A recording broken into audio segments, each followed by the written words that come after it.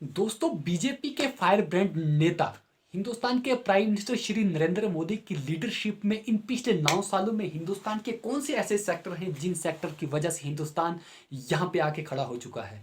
जी हाँ दोस्तों, इन चीज़ों को मैं डिस्कस करूंगा आज आपके सामने। लेकिन वीडियो शुरू करने से पहले अगर आपने मेरे इस चैनल को सब्सक्राइब नहीं किया है तो प्लीज़ सब्सक्राइब जरूर कर लें। दोस्तों, अगर हम पास्ट में इंडिया का जीडीपी ग्रोथ रेट देखें ना, तो इंडिया दुनिया की फास्टेस्ट ग्रोइंग मेजर की पोजीशन बनाए हुए था। और अगर हम फाइनेंशियल ईयर 2000 और 2021 और 2022 की बात करें तो the major economics of the world की रिपोर्ट के मुताबिक इंडिया का जो जीडीपी ग्रोथ रेट है वो 8.7 रहा है। जी हाँ दोस्तों, आपने ठीक सुना, हिंदुस्तान का जो जीडीपी रेट 2021 और 22 में कितना रहा, 8.7 रहा। और अगर हम ग्लोबली जीडीपी ग्रोथ रेट की बात करें तो आईएमएफ के एस्टीमेट के मुताबिक सिर्फ 3.6 रहा। कितना? सिर्फ 3.6 रहा। अगर पूरा ग्लोबली हम देखें ना तो हमारा कितना रहा? सिर्फ 3.6 रहा। और अगर हम इंडियन इकोनॉमिक की करंट पोजीशंस की बात करें तो इंडिया नॉमिनल जीडीपी मामले में यूनाइटेड किंगडम को रिप्लेस करके फिफ्थ पोजीशंस पे आ गया है। जी हाँ दोस्तों, यूनाइटेड किंगडम को रिप्लेस करके फिफ्थ पोजीशंस पे आ गया है। जबकि पहले पोजीशन पे यूनाइटेड स्टेट बना रहा और सेकंड पोजीशन पे चाइना बना रहा और थर्ड पोजीशन पे जापान बना रहा और फोर्थ पोजीशन पे जर्मनी रहा और इंडिया फिफ्थ पोजीशन पे फॉल कर रहा है। दोस्तों, जनवरी 2022 में छपी एक रिपोर्ट के मुताबिक इंडिया 2023 तक इस नॉमिनल जीडीपी ग्रोथ रेट में थर्ड पोजीशन में आ सकता है। जी हाँ, 2023 तक अनुमान लगाया जा रहा है एक रिपोर्ट के मुताबिक इंडिया का जो जीडीपी ग्रोथ रेट है वो थर्ड पोजीशन पे आ सकता है। दोस्तों, क्या आप जानते हैं हिंदुस्तान के कौन से ऐसे सेक्टर हैं जिन सेक्टर्स की वजह से हिंदुस्तान का जो जीडीपी ग्रोथ रेट है वो पिछले टाइम और आने वाले फ्यूचर में इतना आगे जा रहा है? तो मैं इन्हीं सेक्टर्स की बात करूंगा आपके सामने। और वीडियो शुरू करने से पहले अगर आपने मेरे इस चैनल को सब्सक्राइब नहीं किया है तो प्लीज़ मेरे इस चैनल को सब्सक्राइब जरूर जरूर कर लें। तो दोस्तों, हिंदुस्तान का जो पहला सेक्टर है ना वो है फार्मास्यूटिकल इंडस्ट्री। जी हाँ, फार्मास्यूटिकल इंडस्ट्री जिसको हिंदुस्तान का ब्रह्म अस्त्र कहा जा रहा है। इस जीडीपी के मामले में हिंदुस्तान का जो पहला सेक्टर है ना वो है फार्मास्यूटिकल इंडस्ट्री, जिस सेक्टर ने हिंदुस्तान को यहाँ पे लाके खड़ा किया है। दोस्तों, ग्लोबल फार्मास्यूटिकल सेक्टर में इंडिया डोमेन पोजीशंस पर है। इसका प्राइम एग्जांपल कोविड-19 पैंडेमिक के दौरान देखा गया है, जब बड़े बड़े देश भी अपने हित को देखकर अपने लिए मेडिकल सप्लाई और लाइफ सेविंग ड्रग्स के लिए होड़ कर रहे थे। इस वक्त भी हिंदुस्तान में अपने मैत्री इनिशिएटिव से 190 मिलियन डोजेस लगभग 90 देशों को डिलीवर किए थे। कितने? 190 मिलियन डोजेस लगभग 90 देशों को डिलीवर किए थे। और सितंबर 2021 में ऑर्गेनाइजेड 76 यूएन जनरल असेंबली में वर्ल्ड लीडर्स ने हिंदुस्तान को धन्यवाद भी दिया था। और इतना ही नहीं, ब्राजील के प्रेसिडेंट ने संजीवनी लाते हुए हनुमान की एक पिक्चर को ट्विटर पे ट्वीट किया था और कहा था कि हिंदुस्तान ने पूरे देशों के लिए एक संजीवनी देने का काम किया है। दोस्तों, अगर हम फार्मास्यूटिकल इंडस्ट्री की बात करें तो हिंदुस्तान में करेंटली फार्मास्यूटिकल इंडस्ट्री के मामले में बाई वॉल्यूम थर्ड पोजीशन पर है। और अगर हम बाई वैल्यू की बात करें तो हिंदुस्तान फार्मास्यूटिकल इंडस्ट्री के मामले में 14th पोजीशन पर है। पर बाई वैल्यू की हम बात कर रहे हैं और बाई वॉल्यूम की हम बात करें तो थर्ड पोजीशन पर है। और बाई वैल्यू की हम जब बात करेंगे तो 14th पोजीशन पर है। जी हाँ दोस्तों, और ये भी एक बहुत बड़ा कड़वा सच है दुनिया के लिए कि India is the largest provider of generic drugs. जी हाँ, India is the largest provider of generic drugs.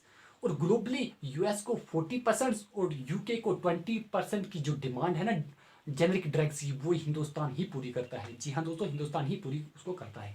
अगर हम ग्रोथ की बात करें तो इंडिया का जो डोमेस्टिक फार्मास्यूटिकल मार्केट है ना उसका साइज लगभग 42 बिलियन यूएस डॉलर है। और अगर हम इसका अनुमान 2023 तक 120 से 130 बिलियन यूएस डॉलर तक पहुंचने की उम्मीद लगाई जा रही है। इसी तरह हिंदुस्तान की बायोटेक्नोलॉजी इंडस्ट्री, जिसमें bio pharmaceutical industry, bio service, bio agriculture और बायो इंडस्ट्री शामिल हैं। और 2021 में इसकी वैल्यू 70 बिलियन यूएस डॉलर थी और उम्मीद है 2025 तक 125 बिलियन डॉलर्स होगी। और as per economic survey Hindustan का जो फार्मास्यूटिकल सेक्टर है ना 2021 और 22 में इंडिया यानी फॉरेन डायरेक्ट इन्वेस्टमेंट में 200% का उछाल दिया है दोस्तों। ठीक 200% का उछाल दिया है, बहुत बड़ा उछाल है दोस्तों। इंडिया का दूसरा ब्रह्मास्त्र कहा जाने वाला सेक्टर रहा है स्पेस।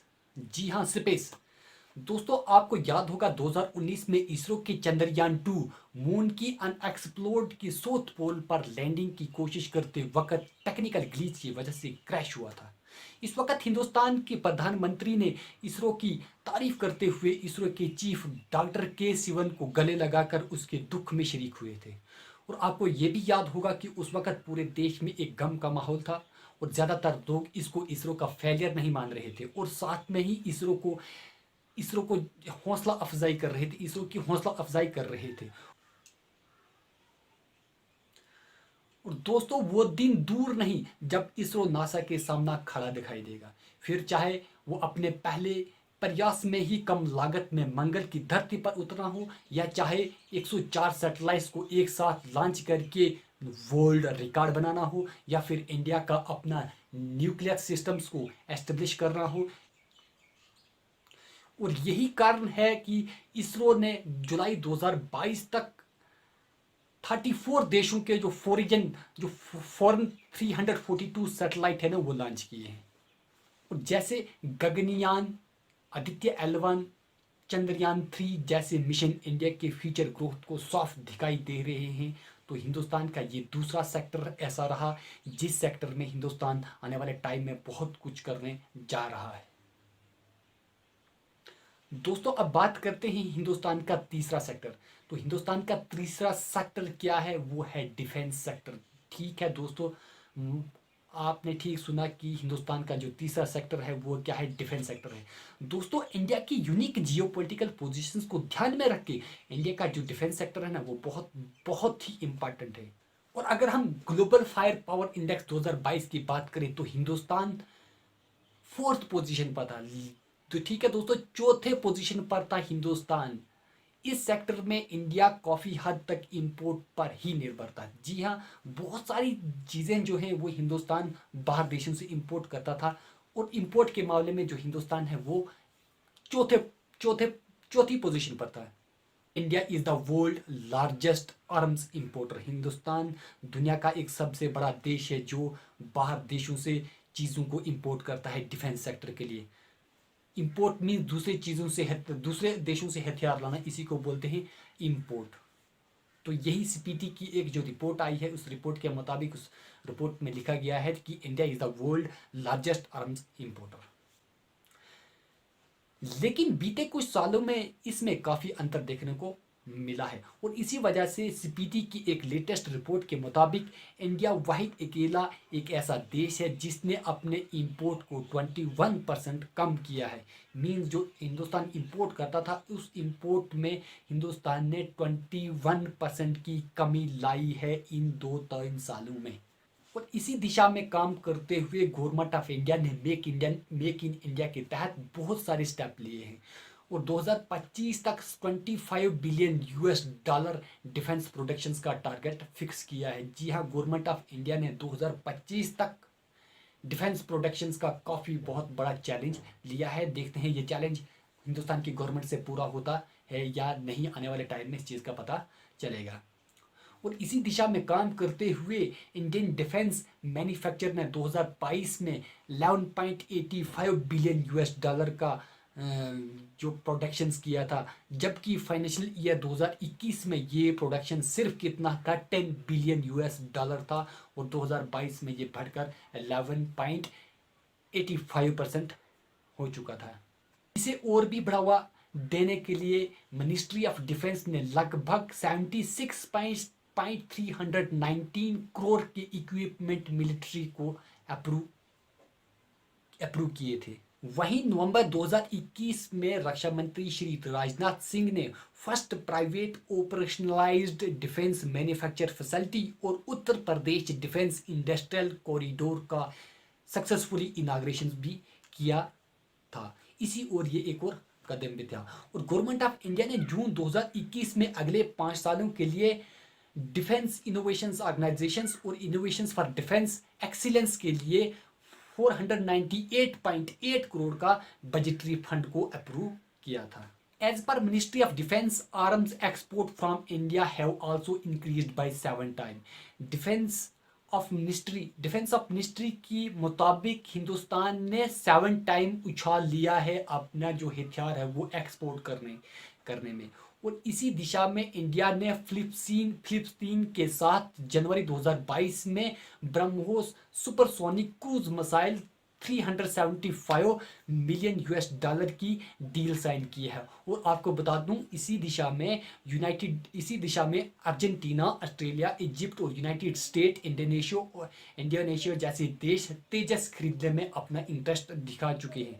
तो ये हिंदुस्तान के मैंने आपको 3 सेक्टर बताए जिन सेक्टर की वजह से हिंदुस्तान ने अपनी इस जीडीपी में काफ़ी उछाल दिया है और आगे आने वाले फ्यूचर में भी इन 3 सेक्टर्स में काफ़ी उछाल रहेगा। तो दोस्तों ये थी कुछ इन्फॉर्मेशन आपके लिए। अगर आपको मेरी वीडियो ये अच्छी लगी तो प्लीज़ लाइक और सब्सक्राइब और शेयर ज़रूर कर देना। नमस्कार।